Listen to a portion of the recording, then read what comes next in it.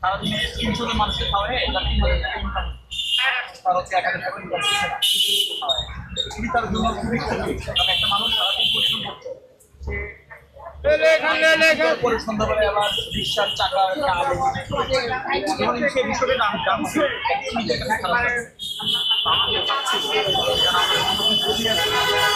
উচিত আসলে মানবিকতা যে একটা মানুষকে আমরা কি করতেছি আসলে তাকে আমি করছি আমি খারাপ করছি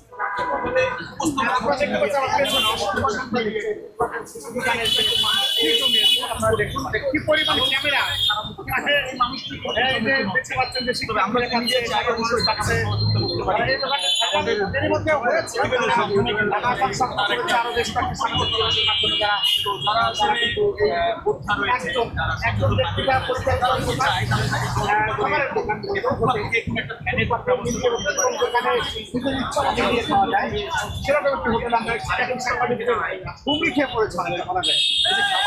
এই যে অবশ্যই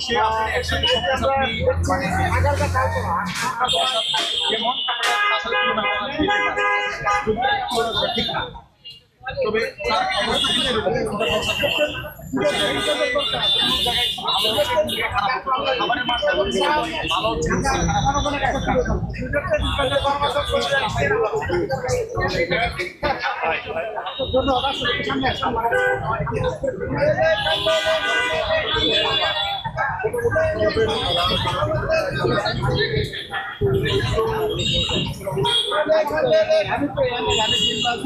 আর বাংলাদেশ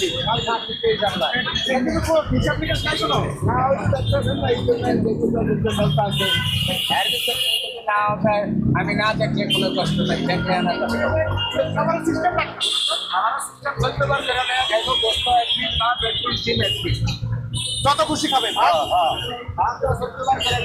ব্যস্ত মানুষ আমরা দেখতে পাচ্ছি খুবই ব্যস্ত ডিম ভাজি এবং ভাত রান্না চলছে পাশাপাশি আপনার কি এই কয়েকদিনে কি আপনার খাবারের যে সংখ্যা বেড়েছে কিনা আপনি কি বেয়ার কমে গেছে বেশি মানুষ অনেক টিয়া ব্যাগকে দেয় কিনা সন্দেহ কাস্টমার ঘরে আমার মন খারাপ তাই খুশি এদের মতো লোকজন আমার দেখতে আইছে একটু ছিলা এতে আর এই যে সাংবাদিক আসতেছে টেলিভিশন পত্রিকা আমার খুশি আল্লাহর রহমতে এটাই খুশি একটু বসার জায়গা মাগা নাই আমার হাড়ি বাতি ছোট পানি রাখার জায়গা নাই এটা হলো একটু সমস্যা আপনি একা কিভাবে সামলান একা সামলাতে পারি কিন্তু জিনিসপাতি হলে আরো 200 কিলো আমি সামলাতে পারবো কিন্তু আমার হাড়ি বাতিল নাই বসার কোনো বেঞ্চ নাই টেবিল নাই পানি রাখার ড্রাম নাই এই জন্য একটু সমস্যা ফ্যানের কথা বলছিলেন যে ফ্যান নাই ফ্যান আমি কই না ঘুরে বেড়া বলছে আমার ফ্যান লাগে না ফ্যান লাগাইলে কি আর চলবো না কাস্টমার বাড়ছে কেমন ভালো ভালো আমরা দেখলাম যে অনেকেই মাসান স্বপ্ন বা অনেক ফেসবুকে আপনার ভাইরাল হয়ে গেছে না এই পর্যন্ত ওরা 5-50 জন আইছে আইজা কয়জন আইছে আইজা 27 জন আইজা 60 জন কি বলেন 50-60 জন করে আসতেছে ইউটিউবার হ্যালো প্রিয় বন্ধুরা আপনারা শুনছিলেন যে একজন সফল ফুটপাত ব্যবসায়ী আমরা বলবো তিনি ফুটপাতেই দোকানটি করেছেন এবং সেখানে আপনারা দেখতে পাচ্ছেন যে তরকারি সব সাজিয়ে রাখা হয়েছে আমরা এই মুহূর্তে আছি হচ্ছে ভাইরাল মিজান মামার দোকানে। ভাইরাল মিজান মামা কিন্তু অলরেডি ভাইরাল হয়ে গেছে। তো ইউটিউব খুললেই কিন্তু এই মিজান মামারও দেখা যাচ্ছে অল্প টাকা আসলে গরিবের বুকও খেত। এই জায়গাটাতে আপনারা দেখতে পাচ্ছেন অনেক লোকজন এবং অনেক মিডিয়া আসছে। অনেক অনেক লোকজন খাওয়া দাওয়া করে, বিশেষ করে শিক্ষার্থী থেকে শুরু করে সব বয়সের লোকজন এখানে আসে। খুবই চমৎকার একটা জায়গা এবং খাবার দাবার ভাইরাল হওয়ার কারণে কিন্তু এখানে দেখতে পাচ্ছেন অনেক লোক আসছে। প্রত্যেক দিনে কিন্তু অনেক অনেক ইউটিউবার আসে এবং চ্যানেল আসে, তারা কিন্তু ইন্টারভিউ নিচ্ছে, আপনারা দেখতে পাচ্ছেন।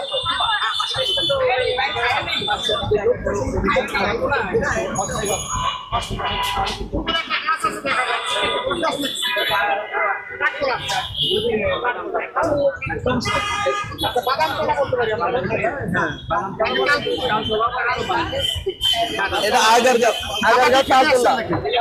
কোথায় আসছেন? আপু খেতে আসছে? কোথা থেকে গেছেন আপনি? কোথায় গেছেন? কোথায়? কোথা থেকে? কোথা থেকে?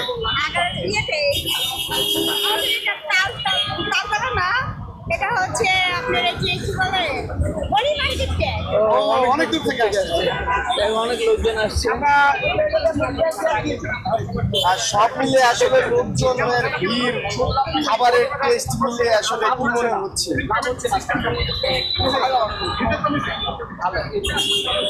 আর তার এই উদ্যোগকে আসলে কেমন ভাবে দেখছেন আপনি?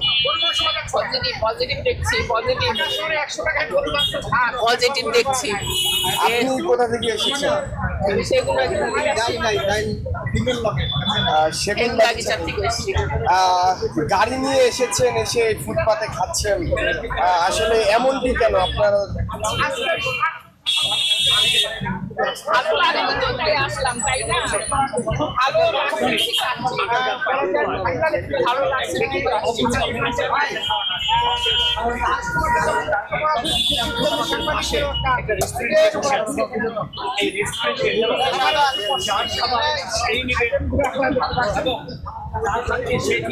তো দর্শক, আপনারা দেখতে পারলেন এখানে কিন্তু অনেক লোকজন আসছে, অনেক খাওয়া দাওয়া করতেছে। অল্প টাকা আসলে গরিবের বুফে, খুবই সুন্দর একটা জায়গা এবং অনেক লোকজন আসছে।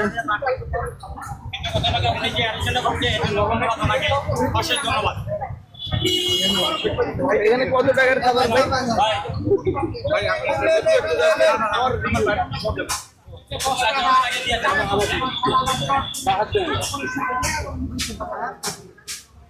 এখানে কত টাকা করে প্লেট?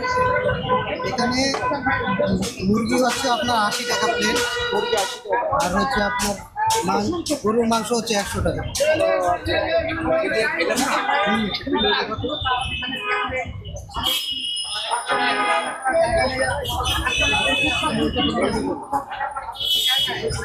তো দর্শক, একটা জিনিস এখানে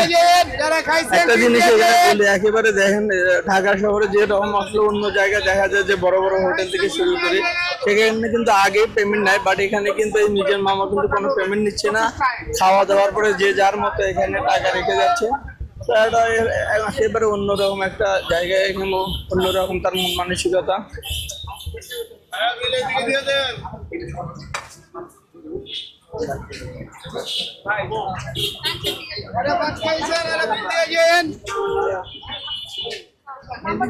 আমাদের হুজুর আমরা ভিন্না দিয়ে দেন কেন?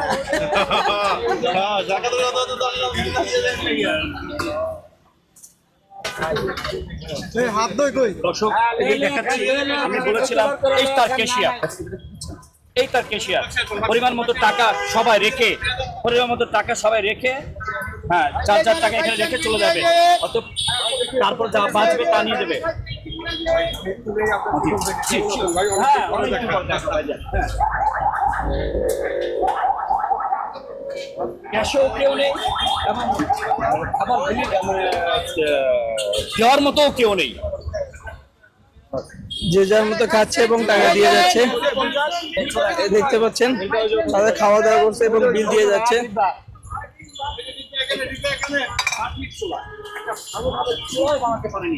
চারপাশে অবসর বানিয়েছে।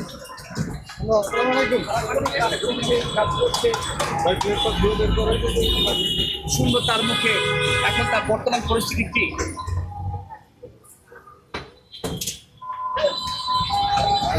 ওইটা থেকে ধুয়ে আবার